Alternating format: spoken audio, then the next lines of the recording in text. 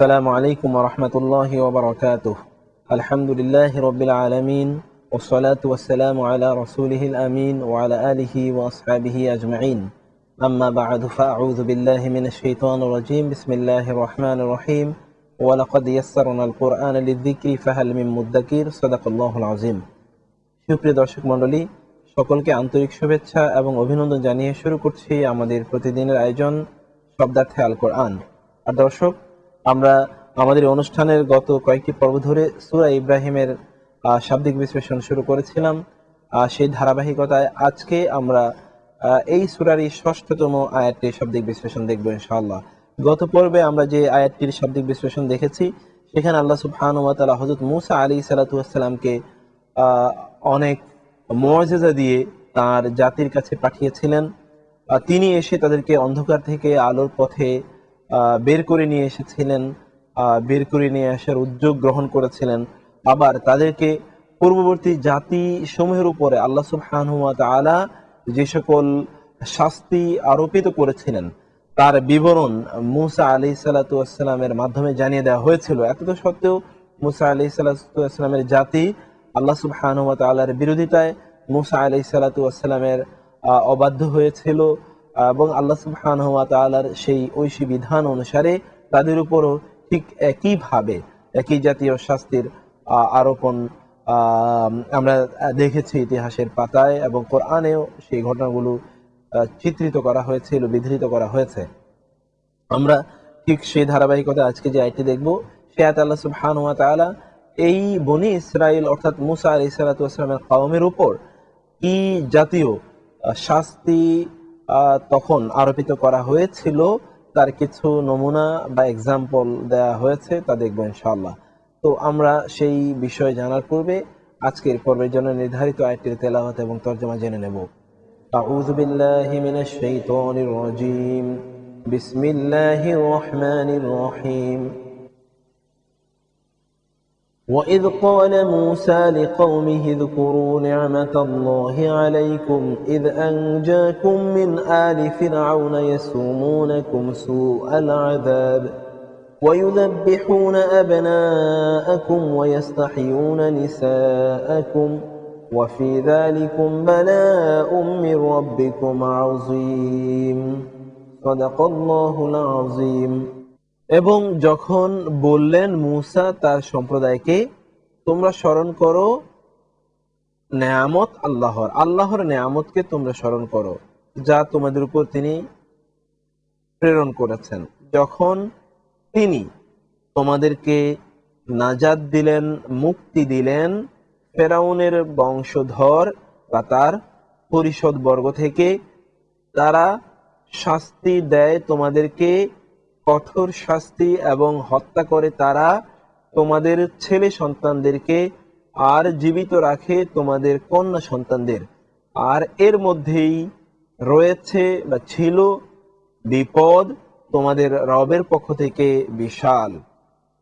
তো দর্শক, আমরা এই যে ৬ষ্ঠ আয়াতটি দেখলাম সূরা ইব্রাহিমের, এই আয়াতটিতে আমরা আল্লাহ সুবহানাহু ওয়া তাআলা হযরত মূসা আলাইহিস সালাতু ওয়াস সালামের কওমকে তাদের প্রতি যে অনুগ্রহ বা নেয়ামত বর্ষণ করা হয়েছিল তা স্মরণ করিয়ে দিচ্ছেন। আমরা দেখছি এখানে আল্লাহ সুবহানাহু ওয়া তাআলা মূসা আলাইহিস সালামের কওমকে সে কথা জানিয়ে দিচ্ছেন যে তোমাদের উপর তো জুলুম নির্যাতন করছিল ফেরাউন এবং ফেরাউনের বংশধর, ফেরাউন এবং ফেরাউনের যে সভা সদবর্গ, ফেরাউন এবং ফেরাউনের যে এলিটস যারা ছিল তার নিয়ন্ত্রণে, তার অধীনে এবং তার যে অ্যাডমিনিস্ট্রেশনে যারা কাজ করত, তারা তোমাদের উপরে বিভিন্ন ধরনের জুলুম নির্যাতন চালাতো। যেমন তোমাদের ছেলে সন্তানদেরকে হত্যা করা এবং মেয়ে সন্তানদেরকে জীবিত রাখা, এই জাতীয় বিভিন্ন ভাবে তোমাদেরকে জুলুম নির্যাতন করতো। এগুলো থেকে আল্লাহ সুবহানাহু তোমাদেরকে যে মুক্তি দিয়েছিলেন, তোমাদেরকে নাজাত দিয়েছিলেন, সেটি তো আল্লাহর একটি অনুগ্রহ ছিল, বিশাল অনুগ্রহ ছিল। সেই অনুগ্রহের কথা তোমরা স্মরণ করো। আর সেই অনুগ্রহের কথা যদি স্মরণ করা হয়, তাহলে আল্লাহ সুবহানাহু ওয়া তাআলা অবাধ্য আর হওয়ার কোনো সুযোগ থাকবে না। ঠিক দর্শক, সেই কথাই এই আয়াতটিতে আল্লাহ সুবহানাহু ওয়া তাআলা আমাদেরকে জানিয়ে দিয়েছেন। তো আমরা ইনশাআল্লাহ এই আয়াতটিতে সেই কথাগুলো জেনে নিচ্ছি। এই আয়াতের শাব্দিক বিশ্লেষণের মাধ্যমে। এবার চলুন আয়াতটির শাব্দিক বিশ্লেষণ দেখে নেই। ওয়াইদ ক্বালা মূসা লিকাওমিহি, এখানে আমরা যে শব্দগুলো দেখছি দেখুন, ওয়াইদ ক্বালা মূসা লিকাওমিহি, অনেকগুলো শব্দ আমরা দেখছি। প্রথম শব্দটি হচ্ছে ওয়া এবং ইদ, যখন বা স্মরণ করো। ইদ মানে যখন বা স্মরণ করো সেই সময়ের কথা যখন ক্বালা বলেছিলেন। ক্বালা মানে বলেছিলেন, এটি আমরা ভার্ব হিসেবে জানি এবং পাস্ট টেন্সের ভার্ব। ক্বালা মানে তিনি বলেছিলেন একজন, আর ক্বালু তারা বলেছিলেন বহুজন। এটি রয়েছে পুরুষবাচক শব্দটি, আর নারীবাচক যদি হতো তাহলে ক্বালাত হতো। মূসা, মূসা বলেছেন, এই ক্বালাটি হচ্ছে ভার্ব, আর এই ভার্বটি যিনি সম্পাদন করছেন তিনি হচ্ছেন মূসা।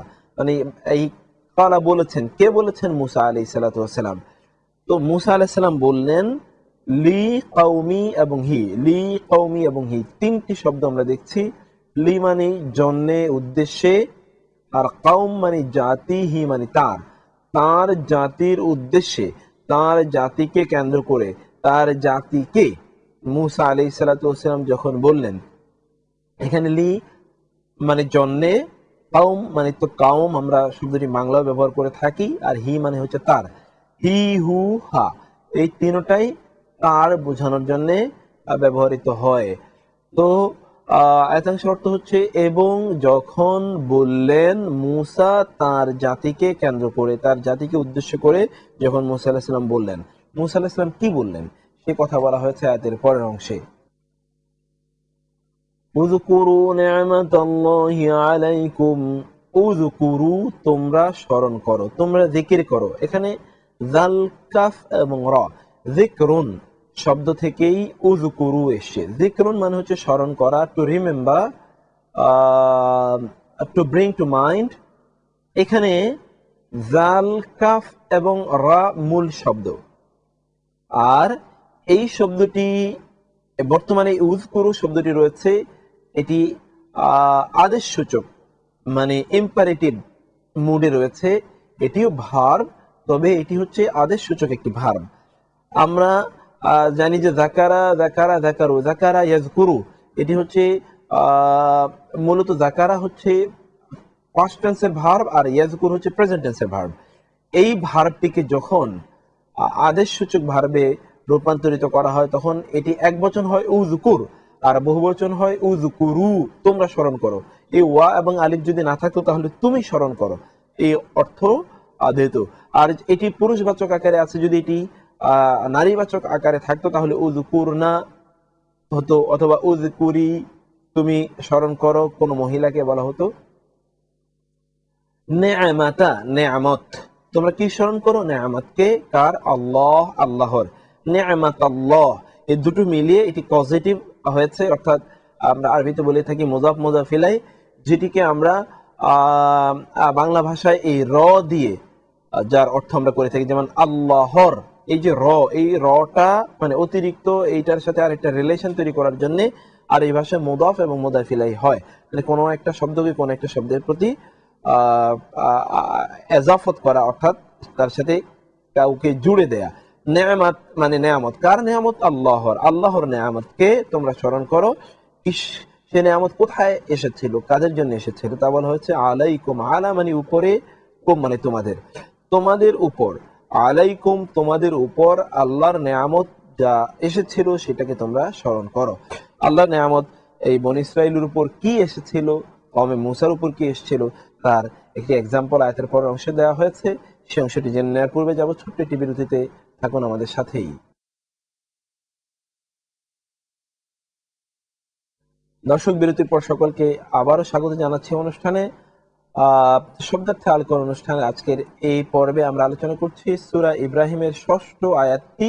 এই আয়াতটির প্রথম অংশে আমরা দেখলাম যে আল্লাহ সুবহানাহু ওয়া তাআলা কওমে মূসাকে তাদের প্রতি তাঁর কৃত অনুগ্রহ স্মরণ করার জন্য নির্দেশ দিচ্ছেন।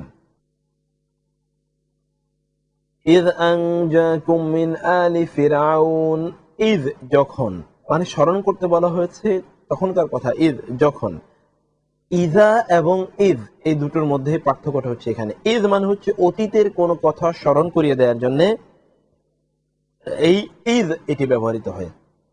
স্মরণ করো যখন, ঈদ যখন, আংজাকুম, আংজা এবং কুম দুটি শব্দ। আংজা এটি পাস্ট টেন্সের শব্দ।